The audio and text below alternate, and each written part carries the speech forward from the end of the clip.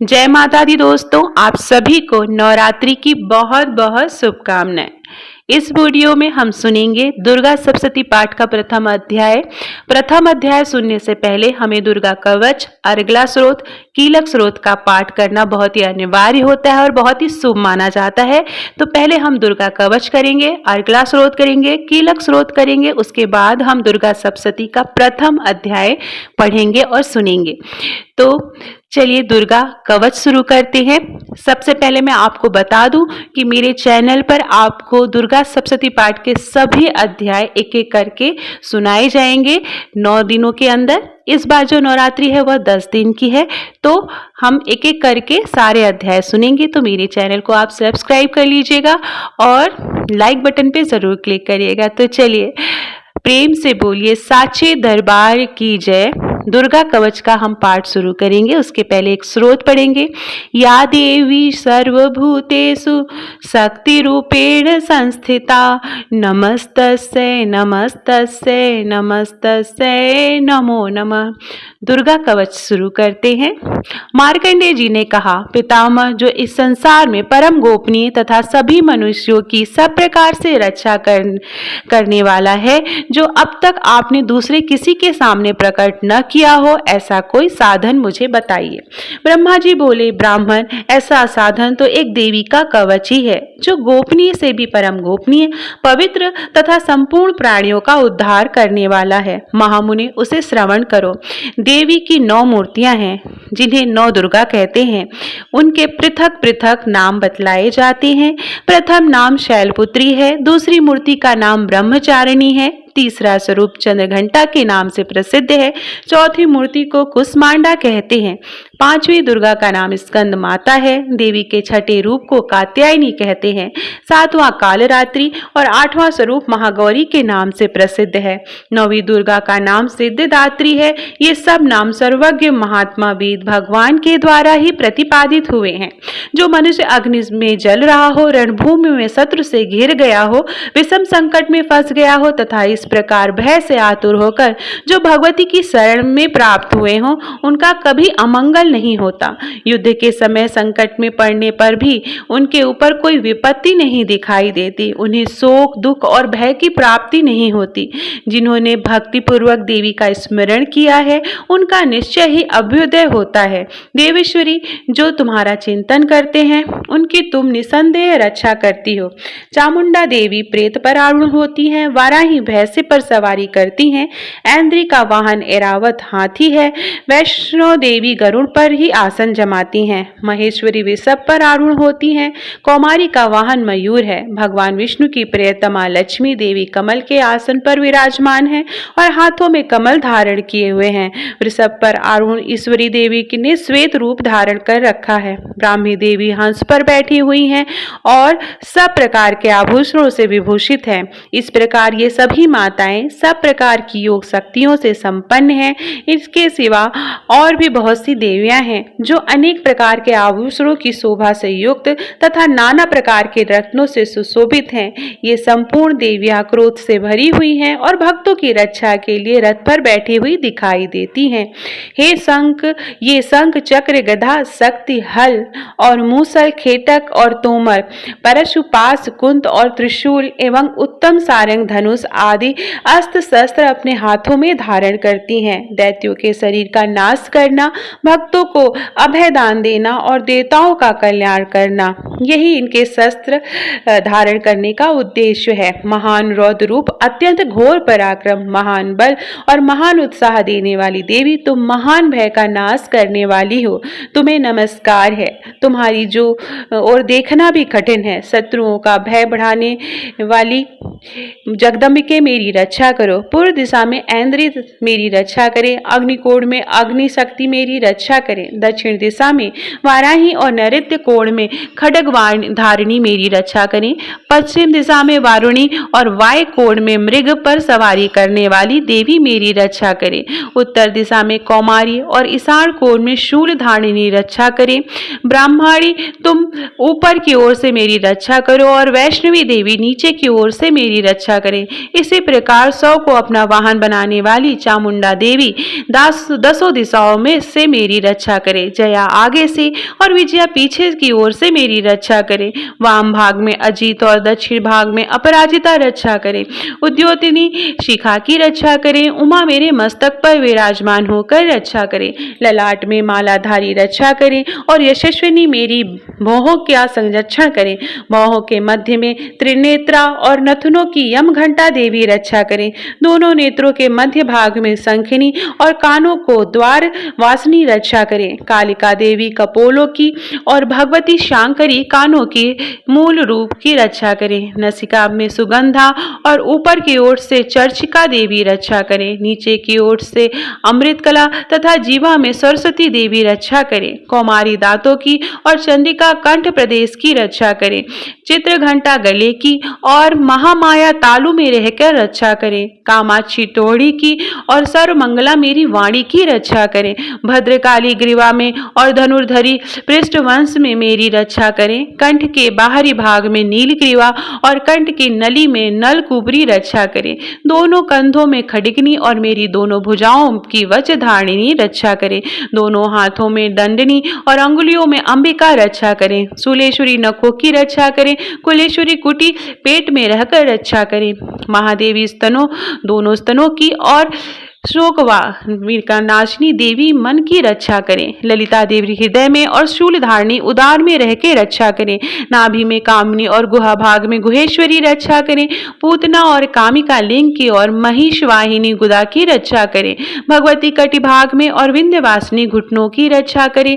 संपूर्ण कामनाओं को देने वाली महाबला देवी मेरे पिंडलियों की रक्षा करें। नरसिंही दोनों घुटियों की और तेजसी देवी दोनों चरणों के पृष्ठ भाग की रक्षा करें। श्रीदेवी पैरों की उंगलियों में और तल और वासिनी पैरों के तलुओं में रह के रक्षा करें। अपने दाढ़ों के कारण भयंकर दिखने वाली दृष्ट कराली देवी नखों की और ऊर्ध्व केशनी देवी केशों की रक्षा करें।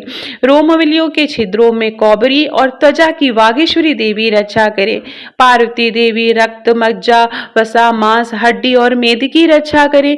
आंतों की कालरात्रि और पित्त की मुकुटेश्वरी रक्षा करे। मूलाधार आदि कमल कोशों में पद्मावती देवी और कफ में चूड़ामणि देवी स्थिर होकर रक्षा करे। नाक के तेज की ज्वालामुखी रक्षा करें, जिसका किसी भी अस्त्र से भेदन नहीं हो सकता। वह अभेद्य देवी शरीर की समस्त संधियों में रह के रक्षा करें। ब्रह्माणी आप मेरे वीर की रक्षा करें। छत्तेश्वरी छाया की और धर्मधारिणी देवी मेरे अहंकार मन बुद्धि की रक्षा करें। हाथ में वज्र धारण करने वाली वज्रहस्था देवी मेरे प्राण अपान व्यान उदान और समान वायु की रक्षा करें। कल्याण से शोभित होने वाली भगवती कल्याण शोभना मेरे प्राण की रक्षा करें। रस रूप गंध शब्द और स्पर्श इन विषयों का अनुभव करते समय योगिनी देवी रक्षा करें तथा सतगुण रजोगुण तमोगुण की रक्षा सदा नारायणी देवी करें। वार्य आयु की रक्षा करें। वैष्णवी धर्म की रक्षा करें और चक्रिणी देवी यश कीर्ति लक्ष्मी धन तथा विद्या की रक्षा करें। इंद्राणी आप मेरे गोत्र की रक्षा करें। चंडिके तुम मेरे पशुओं की रक्षा करो। महालक्ष्मी पुत्रों की रक्षा करें और भैरवी पत्नी की रक्षा करें। मेरे पथ की सुपथा और मार्ग की क्षेम करी रक्षा करें। राजा के दरबार में महालक्ष्मी रक्षा करें और सब ओर व्याप्त रहने वाली विजय देवी संपूर्ण भयों से मेरी रक्षा करे। देवी जो स्थान कवच में नहीं कहा गया है अतएव रक्षा से रहित है, वह सब पूरे तुम्हारे द्वारा सुरक्षित हो, क्योंकि तुम विजयशालिनी और पाप नाशिनी हो। यदि अपने शरीर का भला चाहें तो जो मनुष्य बिना कवच के कहीं भी पग पर न जाए, कवच का पाठ करके ही यात्रा करें। कवच के द्वारा सब ओर से सुरक्षित मनुष्य जहां जहां भी जाता है वहां वहां उसे धन लाभ होता है और संपूर्ण कामनाओं की सिद्ध करने वाली विजय की प्राप्ति होती है। वह जिस जिस अभिष्ट वस्तु का चिंतन करता है उसको निश्चय ही प्राप्त कर लेता है। वह पुरुष इस पृथ्वी पर तुलना रहित महान ऐश्वर्य का भागी होता है। कवच से सुरक्षित मनुष्य निर्भय हो जाता है और युद्ध में उसकी पराजय नहीं होती। वह तीनों लोकों में पूजनीय होता है। देवी का यह कवच देवताओं के लिए भी दुर्लभ है, जो प्रतिदिन नियम पूर्वक तीनों संध्याओं के साथ श्रद्धा के साथ इसका पाठ करता है उसे देवी कला प्राप्त होती है। वह तीनों लोकों में कहीं भी पराजित नहीं होता है। इतना ही नहीं, वह अमृत से रहित होकर 100 से भी अधिक वर्षों तक जीवित रहता है। मकड़ी, चेचक, कोढ़ आदि उसकी संपूर्ण व्याधियां नष्ट हो जाती हैं। कनेर, भांग, अफीम, धतूरे आदि का स्थावर विष, सांप और बिच्छू आदि के काटने से चढ़ा हुआ जंगम विष तथा अहिफेन और तेल के संयोग आदि से बनने वाला कृत्रिम विष, ये सभी प्रकार के विष दूर हो जाते हैं, उनका कोई भी असर नहीं होता है। इस पृथ्वी पर मारण, मोहन और जितने भी अभिचारिक प्रयोग होते हैं तथा इस प्रकार के जितने भी मंत्र यंत्र होते हैं, वे सब इस कवच को हृदय में धारण कर लेने पर मनुष्य को देखते ही नष्ट हो जाते हैं। यही नहीं, पृथ्वी पर विचरने वाले ग्राम देवता, आकाशचरी देव, विशेष जल के संबंध से प्रकट होने वाले गण, उपदेश मात्र में सिद्ध होने वाले निम्न कोटि के देवता, अपने जन्म के साथ प्रकट होने वाले देवता, कुल देवता, माला, डाकिनी, शाकिनी, अंतरिक्ष में विचरने वाली भयानक डाकिनियां, ग्रह, भूत, पिशाच, यक्ष, गंधर्व, राक्षस, ब्रह्म राक्षस, बेताल, कुष्मांड और भैरव आदि अनिष्ट कारक देवता भी हृदय में कवच धारण किए रहने पर उस मनुष्य को देखते ही भाग जाते हैं। कवचधारी पुरुष को राजा से ससम्मान वृद्धि की प्राप्ति होती है। यह कवच मनुष्य के तेज की वृद्धि करने वाला और उत्तम है। कवच का पाठ करने वाला पुरुष अपनी कीर्ति से विभूषित भूतल पर अपने सुयश के साथ साथ वृद्धि को प्राप्त होता है। जो पहले कवच का पाठ करके उसके बाद सप्तशती चंडी का पाठ करता है, उसकी जब तक वन, पर्वत, काननों सहित यह पृथ्वी टिकी रहती है, तब तक यहाँ पुत्र, पौत्र आदि संतान परंपरा बनी रहती है। फिर देह का अंत होने पर वह पुरुष भगवती माया के प्रसाद से उस नित्य परम पद को प्राप्त होता है, जो देवताओं के लिए भी दुर्लभ है।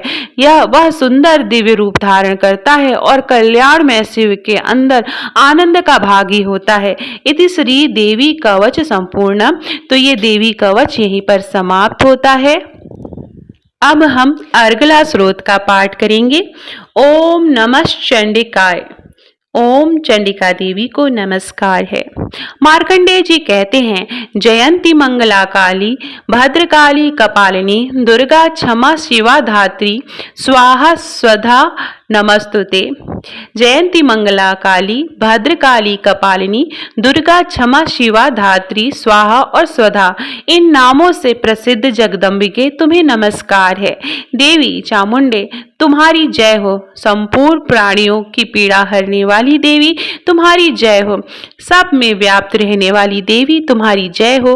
कालरात्रि तुम्हें नमस्कार है। मधु और कैटव को मारने वाली तथा ब्रह्मा जी के वरदान देने वाली देवी तुम्हें नमस्कार है। तुम मुझे रूप दो, जय दो, यश दो और काम, क्रोध आदि शत्रुओं का नाश करो। महिषासुर का नाश करने वाली तथा भक्तों को सुख देने वाली देवी तुम्हें नमस्कार है। तुम रूप दो, जय दो, यश दो और काम, क्रोध आदि शत्रुओं का नाश करो। रक्त बीज का वध और चंड मुंड का विनाश करने वाली देवी तुम रूप दो, जय दो, यश दो और काम, क्रोध आदि शत्रुओं का नाश करो। शुंभ और निशुंभ तथा धूम्रलोचन का मदन करने वाली देवी तुम रूप दो, जय दो, यश दो और काम, क्रोध आदि शत्रुओं का नाश करो। सबके द्वारा वंदित युगल चरणों वाली तथा संपूर्ण सौभाग्य प्रदान करने वाली देवी तुम रूप दो, जय दो, यश दो और काम, क्रोध आदि शत्रुओं का नाश करो। देवी तुम्हारी रूप और चरित्र अचिंत्य हैं। तुम समस्त शत्रुओं का नाश करने वाली हो। तुम रूप दो, जय दो, यश दो और काम, क्रोध आदि शत्रुओं का नाश करो। पापों को दूर करने वाली चंडिके जो भक्ति पूर्वक तुम्हारे चरणों में सर्वदा मस्तक झुका हैं, उन्हें रूप दो, जय दो, यश दो और काम, क्रोध आदि शत्रुओं का नाश करो। रोगों का नाश करने वाली चंडिके जो भक्ति पूर्वक तुम्हारी स्तुति करते हैं, उन्हें तुम रूप दो, जय दो, यश दो और काम, क्रोध आदि शत्रुओं का नाश करो। चंडिके इस संसार में जो भक्ति पूर्वक तुम्हारी पूजा करते हैं, उन्हें रूप दो, जय दो, यश दो और काम, क्रोध आदि शत्रुओं का नाश करो। मुझे सौभाग्य और आरोग्य प्रदान करो। परम सुख दो। रूप दो, जय दो, यश दो और काम, काम क्रोध आदि शत्रुओं का नाश करो। जो मुझसे द्वेष करते हो उनका नाश और मेरे बल की वृद्धि करो। रूप दो, जय दो, यश दो और काम क्रोध आदि शत्रुओं का नाश करो। देवी मेरा कल्याण करो, मुझे उत्तम संपत्ति प्रदान करो। रूप दो, जय दो, यश दो और काम क्रोध आदि शत्रुओं का नाश करो। अंबिके देवता और असुरों दोनों ही आपके अपने माथे के मृकट की मड़ियों को तुम्हारे चरणों पर घिसते हैं। तुम रूप दो, यश दो, जय दो और काम क्रोध आदि शत्रुओं का नाश करो। तुम अपने भक्तजन को विद्वान, यशस्वी और लक्ष्मीवान बनाओ तथा रूप दो, जय दो, यश दो और काम क्रोध आदि शत्रुओं का नाश करो। प्रचंड दैत्यों के दर्प का दलन करने वाली चंडिके, तुम शरणागत को रूप दो, जय दो, यश दो और काम क्रोध आदि शत्रुओं का नाश करो। चतुर्भुज ब्रह्मा जी के द्वारा प्रशंसित तथा चार भुजाधारिणी परमेश्वरी, तुम रूप दो, जय दो, यश दो और काम क्रोध आदि शत्रुओं का नाश करो।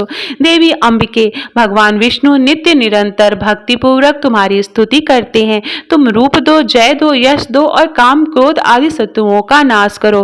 हिमालय कन्या पार्वती के पति महादेव जी ने द्वारा होने वाली परमेश्वरी, तुम रूप दो, जय दो, यश दो और काम क्रोध आदि शत्रुओं का नाश करो।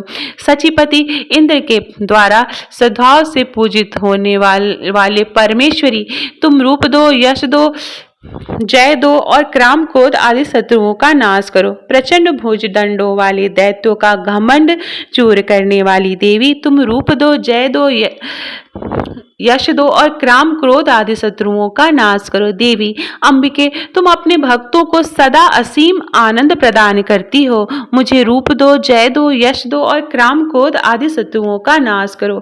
मन की इच्छा के अनुसार चलने वाली मनोहर पत्नी प्रदान करो, जो दुर्गम संसार से तारने वाली तथा उत्तम कुल में जन्मी हो। जो मनुष्य इस स्रोत का पाठ करके सप्तशती रूपी महास्रोत का पाठ करते हैं, वह सप्तशती की जप संख्या से मिलने वाले श्रेष्ठ फल को प्राप्त होते हैं। साथ ही वह प्रचुर संपत्ति भी प्राप्त कर लेते हैं। इति श्री देवी अर्गला स्रोतम संपूर्ण। अब हम कीलक स्रोत करेंगे। ओम नमः चंडिकाय।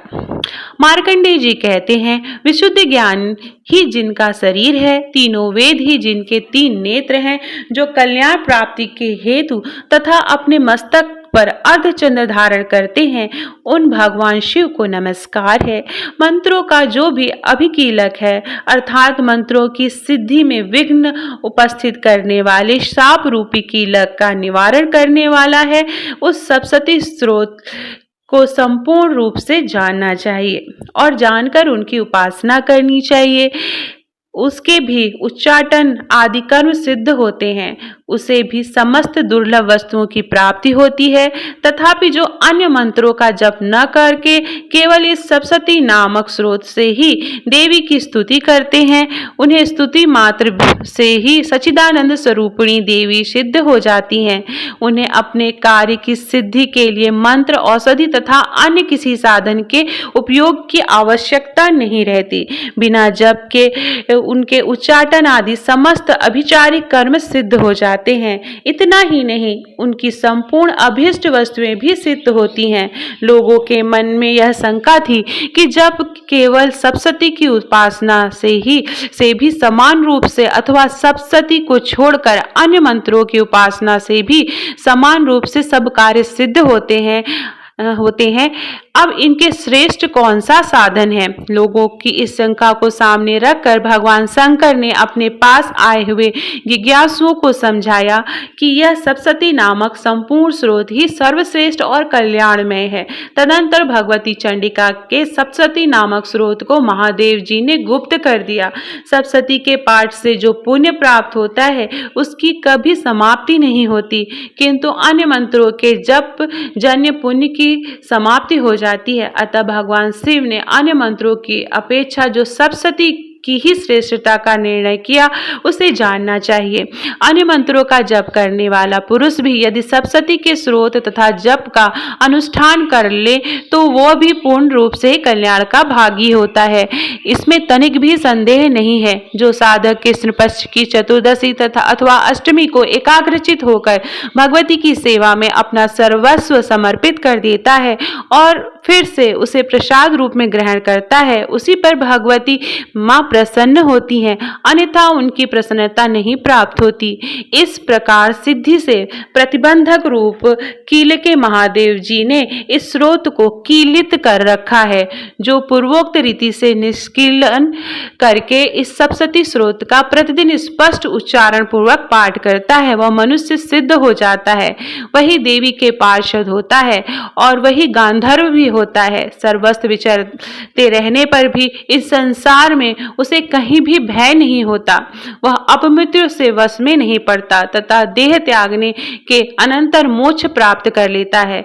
अतः कीलन को जानकर उसका परिहार करके ही सप्तशती का पाठ आरंभ करें। जो ऐसा नहीं करता उसका नाश हो जाता है। इसलिए कीलक और निष्कीलन का ज्ञान प्राप्त करने के पर ही यह स्रोत निर्दोष रहता है और विद्वान पुरुष इस निर्दोष स्रोत का ही पाठ आरंभ करते हैं। स्त्रियों में जो कुछ भी सौभाग्य आदि दृष्टिगोचर होता है वह सब देवी के प्रसाद का ही फल है। अतः इस कल्याण में स्रोत का सदा जप करना चाहिए।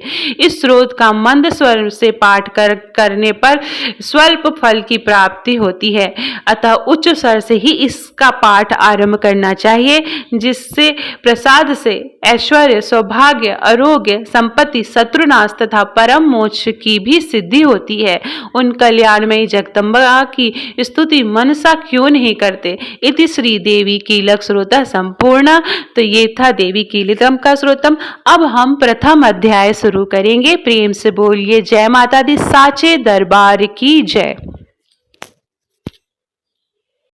प्रथम चरित्र के ब्रह्मा ऋषि, महाकाली देवता, गायत्री छंद, नंदा शक्ति, रक्तदंडिका बीज, अग्नि तत्व और ऋग्वेद स्वरूप हैं। श्री महाकाली देवता की प्रसन्नता के लिए प्रथम चरित्र के जप में विनियोग किया जाता है। भगवान विष्णु के सो जाने पर मधु और कैटभ को मारने के लिए कमल जन्मा ब्रह्मा जी ने जिनका स्तवन किया था, उन महाकाली देवी का मैं सेवन करता हूँ। वे अपने 10 हाथों में खड्ग, चक्र, गदा, बाण, धनुष, परिध, शूल, भुसुंडी, मस्तक और शंख धारण करती हैं। उनके 3 नेत्र हैं। वे समस्त अंगों में दिव्य आभूषण से विभूषित हैं। उनके शरीर की कांति नीलमणि के समान है तथा वे 10 मुख और 10 पैरों से युक्त हैं। मार्कंडेय जी बोले, सूर्य के पुत्र सर्वाणी जो 8वें मनु कहे जाते हैं, उनकी उत्पत्ति की कथा विस्तार पूर्वक कहता हूँ, सुनो। सूर्य कुमार महाभाग सर्वाणी भगवती महामाया के अनुग्रह से जिस प्रकार मनवंतर के स्वामी हुए, वही प्रसंग सुनाता हूँ। पूर्व काल की बात है। स्वरोचित मनवंतर में सुरथ नाम के एक राजा थे। वे चैत्र वंश में उत्पन्न हुए थे। उनका समस्त भूमंडल पर अधिकार था। वे प्रजा का अपने और पुत्रों की भांति धर्म पूर्वक पालन करते थे। तो भी उस समय कोला विध्वंसी नाम के क्षत्रिय उनके शत्रु हो गए। राजा सुरथ की दंड नीति बड़ी प्रबल थी। उनका शत्रुओं के समान संग्राम हुआ। यद्यपि कोला विध्वंसी संख्या में कम थे, तो भी राजा सुरथ युद्ध में उनसे परास्त हो गए। वे युद्ध भूमि से अपने नगर को लौट आए और केवल अपने देश के राजा होकर रहने लगे। किंतु वहां भी उन प्रबल शत्रुओं ने उस समय महाभाग राजा सुरथ पर आक्रमण कर दिया। राजा का बल क्षीण हो चला था, इसलिए उनके दुष्ट, बलवान एवं दुरात्मा मंत्रियों ने वहां उनकी राजधानी में भी राजकीय सेना और खजाने को हथिया लिया। सूरत का प्रभुत्व नष्ट हो चुका था, इसलिए वे शिकार खेलने के बहाने घोड़े पर सवार हो वहां से अकेले ही एक घने जंगल में चले गए। वहां उन्होंने विप्रवर मेधा मुनि का आश्रम देखा, जहां कितने ही हिंसक जीव परम शांत भाव से रहते थे। मुनि के बहुत से शिष्य वन की शोभा बढ़ा रहे थे। वहां जाने पर मुनि ने उनका सत्कार किया। वे उन मुनि श्रेष्ठ के आश्रम पर इधर उधर विचरते विचरते हुए कुछ काल तक रहे। फिर ममता से आकृष्ट चित्त होकर वहां इस प्रकार चिंता करने लगे, पूर्व काल में मेरे पूर्वजों ने जिसका पालन किया था वही नगर आज में मुझसे रहित है। पता नहीं मेरे दुराचारी भृत्यगण अब उसकी धर्म पूर्वक रक्षा करते हैं या नहीं। जो सदा मद की वर्षा करने वाला और सूरवीर था, वह मेरा प्रधान हाथी अब शत्रुओं के अधीन होकर न जाने कितने भोगों को भोगता होगा। जो लोग मेरी कृपा, धन और भोजन पाने से सदा मेरे पीछे पीछे चलते थे, वे निश्चय ही अब दूसरे राजाओं का अनुसरण करते होंगे। उस अपव्ययी लोगों ने के द्वारा सदा खर्च होते रहने के कारण अत्यंत कष्ट से जमा किया हुआ मेरा वह खजाना खाली हो जाएगा। ये तथा और भी कई बातें राजा सूरत निरंतर सोचते रहते थे। एक दिन उन्होंने वहां विप्रवर मेघा के आश्रम के निकट एक वैश्य को देखा और उनसे पूछा, भाई तुम कौन हो? यहाँ तुम्हारे आने का कारण क्या है? तुम क्यों शोकग्रस्त और अनमने से दिखाई देते हो? राजा सूरत का यह प्रेम पूर्वक कहा हुआ वचन सुनकर वैश्य के विनीत भाव से उन्हें प्रणाम करके कहा। वैश्य बोला, राजन मैं धनियों के कुल में उत्पन्न एक वैसी हूँ। मेरा नाम समाधि है। मेरे दुष्ट स्त्री पुत्रों ने धन के लोभ से मुझे घर से बाहर निकाल दिया। मैं इस समय धन, स्त्री और पुत्रों से वंचित हूँ। विश्वसनीय बंधुओं ने मेरा भी धन लेकर मुझे दूर कर दिया, इसलिए दुखी होकर मैं वन में चला आया हूँ। यहाँ रहकर मैं इन बातों को तो नहीं जानता मेरे पुत्रों की, स्त्री की और स्वजनों की कुशल है या नहीं। यह समय घर में वे कुशल से रहते हैं अथवा उन्हें कोई कष्ट है। वे मेरे पुत्र कैसे हैं? क्या वे सदाचारी हैं अथवा दुराचारी हो गए हैं? राजा ने पूछा, जिन लोभी स्त्री पुत्र आदि के धन के कारण तुम्हें घर से निकाल दिया, उनके प्रति तुम्हारे चित्त में इतना स्नेह का बंधन क्यों है? वैसे बोला, आप मेरे विषय में जैसे ही बात करते हैं वह सब ठीक है, किंतु क्या करूं, मेरा मन निष्ठुरता नहीं धारण करता। जिन्होंने धन के लोभ में पड़कर पिता के प्रति स्नेह, पति के प्रति प्रेम तथा आत्मीय जन के प्रति अनुराग को तिलांजलि दे मुझे घर से निकाल दिया, उन्हीं के प्रति मेरे हृदय में इतना स्नेह है। महामते, गुणहीन बंधुओं के प्रति जो मेरा चित्त इस प्रकार प्रेम मग्न हो रहा है, यह क्या है? इस बात की मैं जान कर भी नहीं जान पाता। उनके लिए मेरे लंबी सांसें ले रहा हूं और मेरा हृदय अत्यंत दुखी हो रहा है। उन लोगों में प्रेम का सर्वथा अभाव है, तो भी उनके प्रति जो मेरा मन निष्ठुर नहीं हो पाता, इसके लिए मैं क्या करूं? मार्कंडेय जी कहते हैं, ब्राह्मण तदंतर राजाओं में श्रेष्ठ सूरत और वह समाधि नामक वैसे दोनों साथ साथ मेधा मुनि के सेवा में उपस्थित हुए और उनके साथ यथा योग्य न्यायकुल विनय पूर्वक बर्ताव करके बैठे। तत्पश्चात वैश्य और राजन ने कुछ वार्तालाप आरंभ किया। राजा ने कहा, भगवान, मैं आपसे एक बात पूछता हूँ, आप बताइए। मेरे चित्त अपने अधीन न होने के कारण वह बात मेरे मन को बहुत दुख देती है। जो राज्य मेरे हाथ से चला गया है, उसमें और उसके संपूर्ण अंगों में मेरी ममता बनी हुई है। मुनि श्रेष्ठ यह जानते हुए कि वह अब मेरा नहीं है, अज्ञानी की भांति मुझे उसके लिए दुख होता है। यह क्या है? इधर यह वैसे भी घर से अपमानित होकर आया है, इसके पुत्र, स्त्री और मृत्यु ने भी इसे छोड़ दिया है, स्वजनों ने भी इसका परित्याग कर दिया है, तो भी यह उनके प्रति अत्यंत हार्दिक स्नेह रखता है। इस प्रकार यह तथा मैं दोनों ही बहुत दुखी हैं। जिसमें प्रत्यक्ष दोष देखा गया है, उस विषय के लिए भी हमारे मन में ममता जनित आकर्षण पैदा हो रहा है। महाभाग, हम दोनों समझदार हैं, तो भी हमने जो मोह पैदा हुआ है, यह क्या है? विवेक शून्य पुरुष की भांति मुझ में और इसमें भी यह मूर्ता प्रत्यक्ष दिखाई देती है। ऋषि बोले, महाभाग, विषय मार्ग का ज्ञान सब जीवों को है। इसी प्रकार विषय भी सबके लिए अलग अलग है। कुछ प्राणी दिन में नहीं देखते और दूसरे रात में नहीं देखते, तथा कुछ जीव ऐसे हैं जो दिन और रात्रि में भी बराबर ही देख पाते हैं। यह ठीक है कि मनुष्य समझदार होते हैं, किंतु केवल वे ही ऐसे नहीं होते। पशु, पक्षी और मृग आदि सभी प्राणी समझदार होते हैं। मनुष्यों की समझ भी वैसी ही होती है जैसे उन मृग और पक्षियों की होती है, तथा जैसी मनुष्यों की होती है वैसी उन मृग, पक्षी आदि की होती है। यह तथा अन्य बातों भी प्रायः दोनों में ही समान ही है। समझ होने पर भी इन पक्षियों को तो देखो, ये स्वयं भूख से पीड़ित होते हुए भी मोहवश बच्चों की चोंच में कितने चाव से अन्न के दाने डाल रहे हैं। नरश्रेष्ठ, क्या तुम नहीं देखते कि ये मनुष्य समझदार होते हुए भी लोभवश अपने किए हुए उपकार का बदला पाने के लिए पुत्रों की अभिलाषा करते हैं। यद्यपि उन सब में सब समझ की कमी नहीं है, तथापि वे संसार की स्थिति, जन्म मरण की परंपरा बनाए रखने वाले भगवती महामाया के प्रभाव द्वारा ममता में भंवर से युक्त मोह के गहरे गर्त में गिराए गए हैं। इसलिए इसमें आश्चर्य नहीं करना चाहिए। जगदीश्वर भगवान विष्णु की योग निद्रा रूपा जो भगवती महामाया है, उन्हीं से यह जगत मोहित हो रहा है। वे भगवती महामाया देवी ज्ञानियों के भी चित्त को बलपूर्वक खींचकर मोह में डाल देती हैं। वे ही इस संपूर्ण चराचर जगत की सृष्टि करती हैं, तथा वे ही प्रसन्न होने पर मनुष्यों को मुक्ति के लिए वरदान देती हैं। वे ही पराविद्या, संसार बंधन और मोक्ष के हेतु सनातनी देवी तथा संपूर्ण ईश्वरों की अधीश्वरी हैं। राजा ने पूछा, भगवान, जिन्हें आप महामाया कहते हैं, वे देवी कौन हैं? ब्राह्मण, उनका आविर्भाव कैसे हुआ तथा उनके चरित्र कौन कौन है?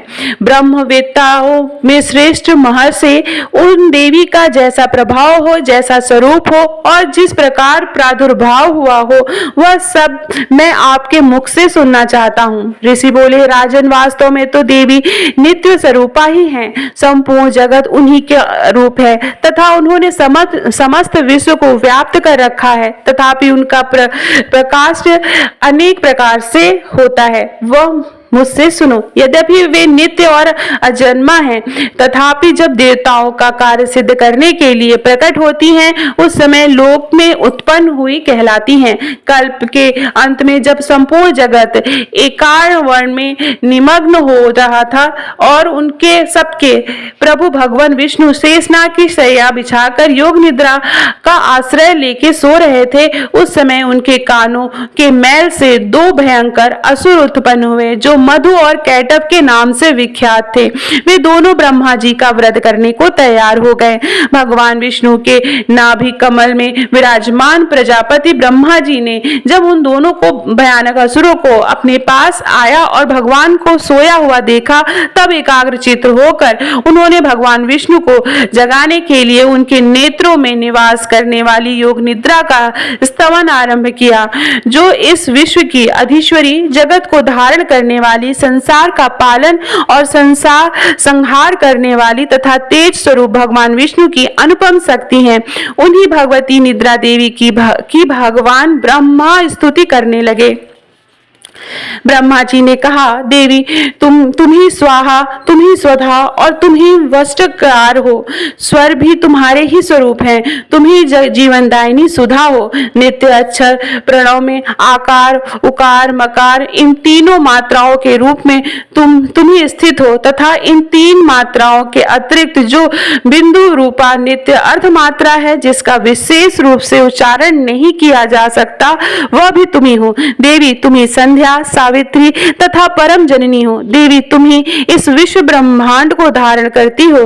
तुमने ही इस जगत की सृष्टि होती है। तुम ही से इनका पालन होता है तथा सदा तुम ही कल्प के अंत में सबको अपना ग्रास बना लेती हो। हो।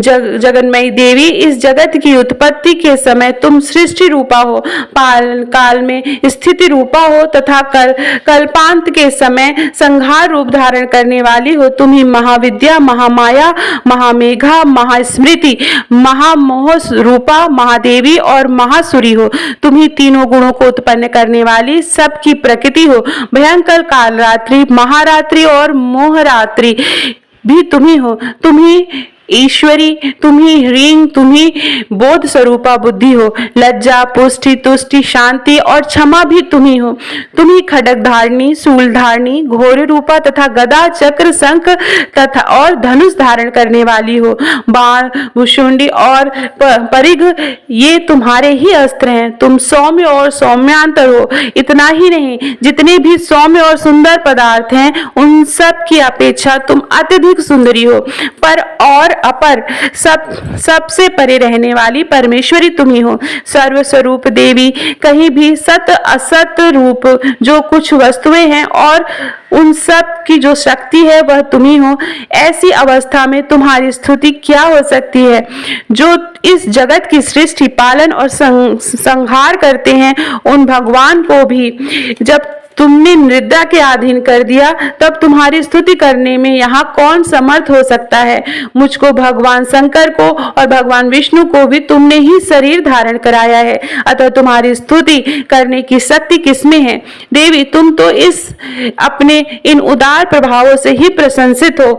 ये जो दोनों दुष्कर असुर मधु और कैटभ हैं, इनको मोह में डाल दो और जगदीश्वर भगवान विष्णु को शीघ्र ही जगा दो। साथ ही इनके भीतर इन दोनों महान असुरों को मार डालने की बुद्धि उत्पन्न करो। ऋषि कहते हैं, राजन, जब ब्रह्मा जी ने वहां मधु और कैटभ को मारने के उद्देश्य से भगवान विष्णु को जगाने के लिए तमोगुण की अधिष्ठात्री देवी योग निद्रा की इस प्रकार स्तुति की, तब वे भगवान के नेत्र, मुख, नसिका, बाहु, हृदय और वक्ष स्थल से निकलकर अव्यक्त जन्मा ब्रह्मा जी की दृष्टि के समक्ष खड़ी हो गई। योग निद्रा से मुक्त होने पर जगत के स्वामी भगवान जनार्दन उस एकारण के जल में शेषनाग की सैया से जाग उठे। फिर उन्होंने उन दोनों असुरों को देखा। वे दुरात्मा मधु और कैटभ अत्यंत बलवान और पराक्रमी थे और क्रोध से लाल आंखें किए ब्रह्मा जी को खा जाने के लिए उद्योग कर रहे थे। तब भगवान श्रीहरि ने उठकर उन दोनों के साथ 5000 वर्षों तक केवल बाहु युद्ध किया। वे दोनों ही अत्यंत बल के कारण उन्मत्त हो रहे थे। इधर महामाया ने भी उन्हें मोह में डाल रखा था, इसलिए वे भगवान विष्णु से कहने लगे, हम तुम्हारी वीरता से संतुष्ट हैं, तुम हम लोगों से कोई वर मांगो। श्री भगवान बोले, यदि तुम दोनों मुझ पर प्रसन्न हो तो अब मेरे हाथों से मारे जाओ, बस इतना ही मैंने वर मांगा है, यहाँ दूसरे किसी वर में क्या लेना। ऋषि कहते हैं, तब तथास्तु कहकर शंख, चक्र और गदा धारण करने वाले भगवान ने उन दोनों के मस्तक अपनी जांघ पर रखकर चक्र से काट डाले। इस प्रकार ये देवी महामाया ब्रह्मा जी की स्तुति करने पर स्वयं प्रकट हुई थी। अब पुनः तुमसे उनके प्रभाव का वर्णन करता हूँ, सुनो। इस प्रकार श्री मार्कंडेय पुराण में सर्वाणिक मनवंतर की कथा के अंतर्गत देवी महात्म्य में मधु कैटभ वध नामक पहला अध्याय पूरा हुआ। तो प्रेम से बोलिए जय माता दी। मैं आपसे दूसरा अध्याय शेयर करूंगी, तो मेरे चैनल को प्लीज सब्सक्राइब कर लीजिए। कथा पसंद आए हो तो कमेंट बॉक्स में जय माता दी जरूर लिखिएगा। ज्यादा पसंद आए तो अपने दोस्तों, गुरुजन, अपने बंधुओं से जरूर शेयर करिएगा। एक बार फिर से आप सभी को नवरात्रि की बहुत बहुत शुभकामनाएं। माता रानी हम सब पर अपनी कृपा बनाए रखें। इसी के साथ ये वीडियो एंड करती हूँ। लाइक जरूर करिएगा। धन्यवाद।